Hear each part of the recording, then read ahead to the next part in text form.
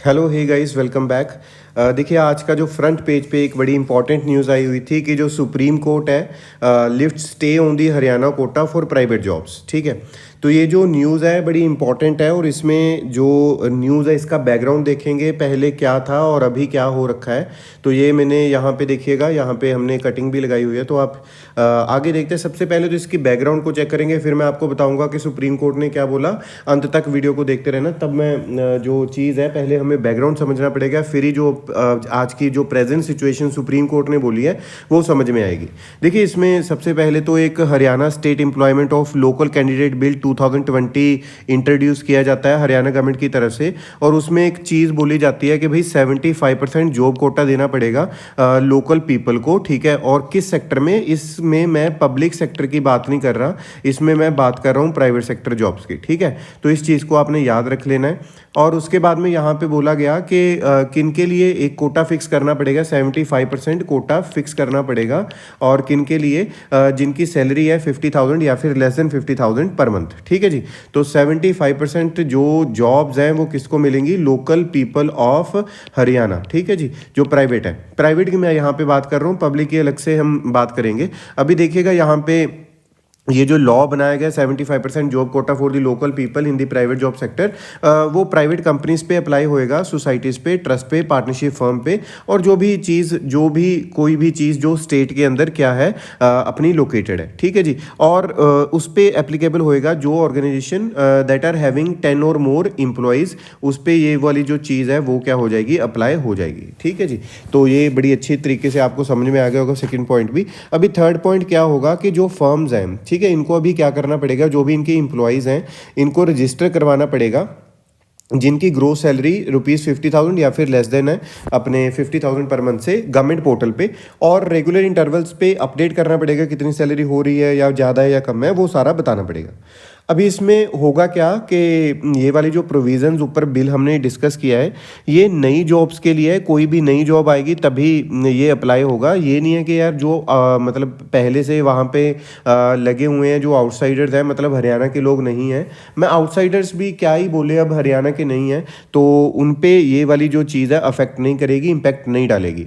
अभी इस पे एक और जो चीज़ की गई, एक एग्जाम्पशन डाल दी गई है इस बिल पे कि एग्जाम्प्ट कर दिया गया है ये बिल एक तरीके से।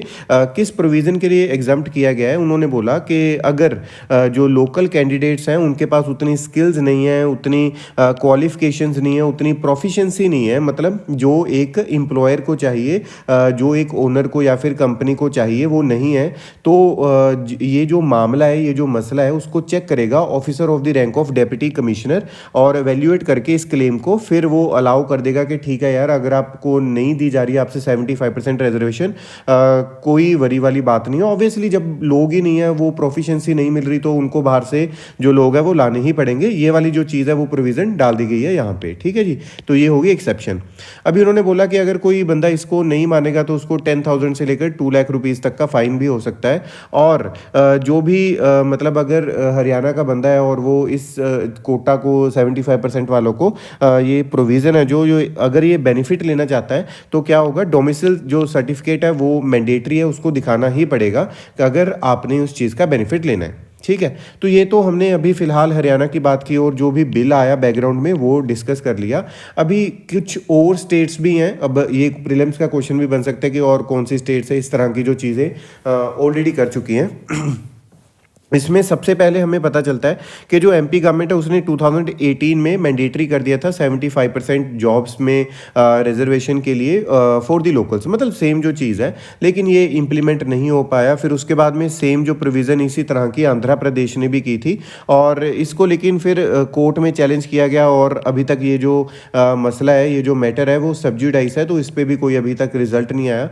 और सेम जो कर्नाटका गवर्नमेंट है उसने भी 70% जो एम्प्लॉयमेंट है वो कन्नड़ जो लोग हैं उनको देने के लिए बात किया है। और लेकिन ये 70% तो यहाँ पे कन्नड़ लोगों को बात कर रहा है। ठीक है जी, लेकिन अगर मैं बात करूँ ग्रुप सी और जो ग्रुप डी एम्प्लॉयज़ है, वहाँ पे तो ये वाली जो रिजर्वेशन की पॉलिसी है वो 100% तक भी पहुँच चुकी है। ठीक, तो ये जो मसला है इस ये अदर स्टेट्स की हमने बात कर ली, तो ये मेंस में लिखने के लिए बड़ा काम आएगा हमारे, जब भी हमें क्वेश्चन आता है ये। और उसके बाद में अगर हम देखें कि फिर स्टेट गवर्नमेंट से पूछा भी गया कि यार आपको इस तरह से क्यों लग रहा है कि हमें एक रिजर्वेशन प्राइवेट जॉब में भी प्रोवाइड करनी चाहिए। और ये कोई रिजर्वेशन कोई कुछ कास्ट के बेसिस पे नहीं दे रहे आप, कुछ इकोनॉमी के बेसिस पे नहीं दे रहे आप, सिर्फ और सिर्फ एक सन ऑफ सॉइल जो थ्योरी होती है कि यार ये मेरा यहाँ का बंदा है तो मैं इसी को रिजर्वेशन दूंगा, तो वो वाली जो अप्रोच है वो क्यों है, इस चीज़ का हमें देखना पड़ेगा। तो इसका पहला ऑब्जेक्टिव तो उन्होंने बताया कि they want to empower the local youth, क्योंकि बेटर जॉब्स दी जाएंगी और बेटर टाइमिंग्स पे। और दूसरी चीज़ जो है कि गवर्नमेंट का एक मतलब बहुत बड़ा जो हम बोल सकते हैं ड्रॉबैक रहा है कि वो इतनी ज़्यादा एम्प्लॉयमेंट जनरेट नहीं कर पाए। अगर हम बात करें कि जो जॉब्स हैं, कभी भी आप देखना कोई भी एग्ज़ाम रिलीज़ होता है, कोई भी एग्ज़ाम आया और उस एग्ज़ाम में अगर हमें पता चलता है कि यार 20 पोस्ट आई हैं और 20 पोस्ट के लिए कोई 50,000 मतलब एप्लीकेशन आती है, कभी 60,000, कभी 1 लाख, तो इससे पता चलता है कि जो एम्प्लॉयमेंट है उसकी इतनी ज़्यादा जनरेशन नहीं हो पाई है। तो ऑब्वियसली तो अभी जो रिजर्वेशन अगर प्राइवेट जॉब्स में देंगे तो उसमें अवॉइड होगी higher unemployment among the local people. ठीक, फिर उसी के बाद अगर हम बात करते हैं जो प्राइवेट सेक्टर है वो पब्लिक इंफ्रास्ट्रक्चर को यूज़ करता है और subsidised allotment of land tax, ये वो सारा कुछ होता है, तो उसमें जो स्टेट है उसका एक लेजिटिमेट राइट बन जाता है कि यार भाई जो कंपनी वाले हैं वो भी उनकी जो पॉलिसीज़ हैं उसके साथ कंप्लाई करें। और जो अर्लियर जजमेंट्स हैं उसने सपोर्ट किया था डोमिसाइल रिजर्वेशन इन दी एजुकेशन में डोमिसाइल रिजर्वेशन का उन्होंने सपोर्ट किया था। तो इनको लगा कि अगर हम ऐसी चीज़ें करेंगे इसको भी जो कोर्ट है वो सपोर्ट ही करेगा, इसको मना नहीं करेगा। ग्लोबली अगर हम बात करते हैं, अगर आपने कोई भी एग्जाम्पल लिखना हो ग्लोबली मेंस में, तो आप यूएसए का एग्जाम्पल लिख सकते हो, ये वाला एक्ट 1964, और एक employment equity act in Canada. ठीक है, तो ये दो जो एग्जाम्पल हैं वो आप यहाँ पे लिख सकते हैं। अभी अगर हम आगे चलें तो इसी प्रोविज़न में आगे चलते हुए हमें पता चलता है कि जो लीगल प्रोविजंस हैं related to the reservation in the employment. ठीक है, एक तो आर्टिकल 16 की हम बात कर लेते हैं, आर्टिकल 371 की। देखिए सबसे पहले आर्टिकल 371 की मैं बात करूंगा। ये होता क्या है, कई स्टेट्स ऐसी हैं 371 आर्टिकल के अंदर जिनके पास कुछ स्पेशल प्रोटेक्शन है। ठीक है, तो आप ABCDEFGH इस तरह से करके 371 को आगे बढ़ाया हुआ आर्टिकल को, तो डिफरेंट डिफरेंट स्टेट्स उसमें डाली हुई हैं और उनके पास they are having special provisions और स्पेशल एक तरह की प्रोटेक्शन वहाँ पे दे रखी हैं। आर्टिकल 16 की अगर हम बात करते हैं तो इसमें मोर और लेस वैसे तो क्लोज काफ़ी ज़्यादा आ चुके हैं आज की डेट में, लेकिन तीन मतलब जो इसके सब क्लोज है उसके लिए हम बात करेंगे। 16 में तो क्या होता है कि इक्वालिटी ऑफ अपॉर्चुनिटी होनी चाहिए हर एक सिटीजन के लिए, और 16(2) में क्या है, discrimination can not be any kind of discrimination on grounds only of religion, race, caste, sex, descent, place of birth, residence और एनी ऑफ देम। ठीक है, तो डिस्क्रिमिनेशन नहीं करती स्टेट, इस तरह से उन्होंने लिखा हुआ है। और तीसरा आ जाता है कि एक एक्सेप्शन डाल दी गई है, मतलब देखिए ऊपर यहाँ पे डाला लिखा हुआ है कि डिस्क्रिमिनेशन नहीं करनी, लेकिन यहाँ पे उन्होंने बोला कि, और यहाँ पे आपको ये भी दिख रहा है कि रेजिडेंस को कोई भी बेस नहीं बनाना कि आप बोल रहे हो कि यार यहाँ पे आप नहीं रहते हो तो आप ये एग्ज़ाम की लिए एलिजिबल नहीं हो। तो लेकिन एक यहाँ पे एक एक्सेप्शन डाली गई कि जो पार्लियामेंट है वो एक कोई लॉ बना सकती है जिसमें वो रिक्वायरमेंट रखेगी residence for the jobs in a particular state. लेकिन ये वाली जो पावर है, ठीक है, ये वाली जो पावर है वो सिर्फ और सिर्फ पार्लियामेंट के साथ के पास है, not with the state legislature. This point is extremely important. ठीक, और ये जब ये जो चीज़ें चल रही हैं क्या ये गलत है, तो इसमें कंसर्न्स क्या है, मेनली नंबर 1 कंसर्न आता है डिले इसमें रहेगा, मतलब इकोनॉमिक रिकवरी का। ऑब्वियस है कि जो कॉम्प्रोमाइज़ होगा quality and delay the recovery phase, तो इस चीज़ के लिए आप भी मुझे लगता है सोच रहे होगे कि हाँ ये चीज़ सही है।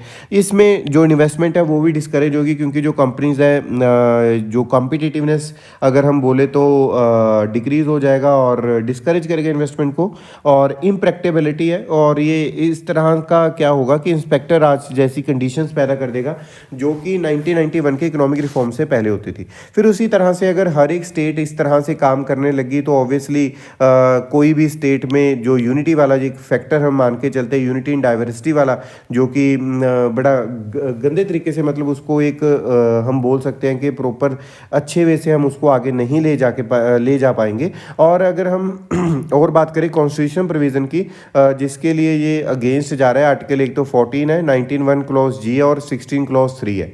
14 में अगर हम बात करें राइट टू इक्वालिटी की बात करते हैं, 19(1) G में क्या होता है कि हर एक बंदे की चॉइस रहती है, वो कहीं पे भी अपनी चॉइस की प्रोफेशन कर सकता है। ऑब्वियसली इस तरह का प्रोफेशन ही होना चाहिए जो कि ड्रग्स से रिलेटेड हो या ट्रैफिकिंग से रिलेटेड हो।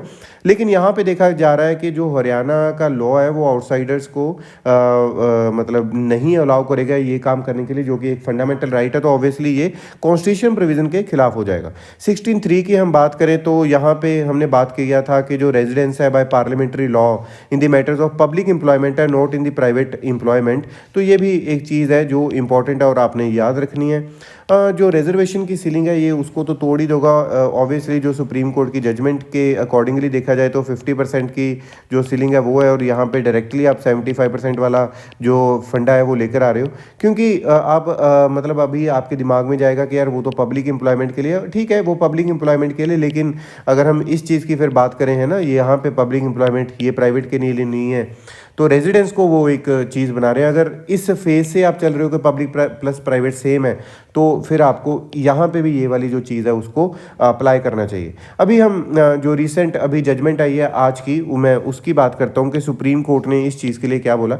उन्होंने बोला कि यार जो मतलब कोई भी लेजिस्लेचर अगर कोई लॉ बनाती है अच्छे वे से, वो लीगल है, ऑब्वियसली उसका काम है लॉ बनाना, है ना, but an order of stay कि उसकी इम्प्लीमेंटेशन के लिए कोर्ट में है, इट शुड बी रीजनड। मतलब जो कोर्ट है हरियाणा, पंजाब हरियाणा हाई कोर्ट है, हाई कोर्ट है, तो हरियाणा हाई कोर्ट ने इस पर क्या लगा दी थी, स्टे लगा दी थी कि इसकी इम्प्लीमेंटेशन नहीं होने देनी, लेकिन सुप्रीम कोर्ट ने बोला कि भाई रीज़न तो दो क्यों नहीं होने देनी, ठीक। तो high court state the law without giving any sufficient reason, यही मैंने ऊपर बताया कि कोई सफिशिएंट रीज़न नहीं दिया, लेकिन वहाँ पे स्टे लगा दिया गया। तो जो हमारी अब ये कोर्ट है, सुप्रीम कोर्ट है, उन्होंने यही बोला है कि भाई आप इसको विद इन 4 वीक्स, या तो लो कोर्ट को रिक्वेस्ट किया है, कोर्ट ने रिक्वेस्ट किया है Punjab and Haryana high court को, और इसमें फिर पता चले, क्लैरिटी आए हर एक बंदे को कि क्या आगे होना है या क्या आगे नहीं होना। तो ये आज के लिए इतना ही, और आगे आने वाली अपडेट्स के लिए आप हमारा जो चैनल है उसको सब्सक्राइब कर सकते हैं।